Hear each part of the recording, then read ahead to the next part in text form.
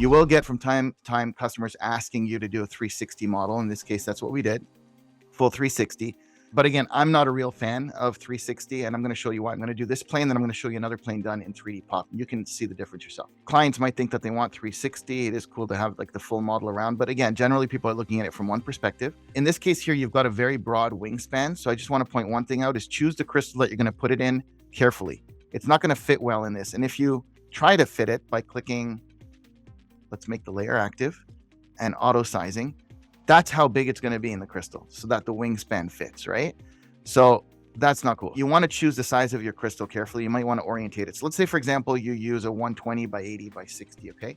The traditional way of setting it up is 80 width, 120 height, and 60 depth. This is not going to help.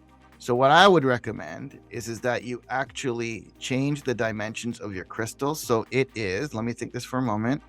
It's going to be 120 width. Height is off here. It's going to be height 60. Yeah, that's what it is. So we can actually rotate the plane. So if I take my plane here and I rotate it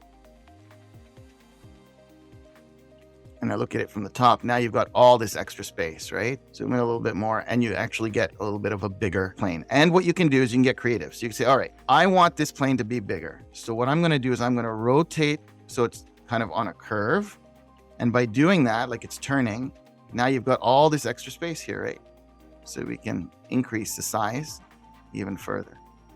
So you can play with rotations in order to maximize the size. Look at this now. It's much larger than before.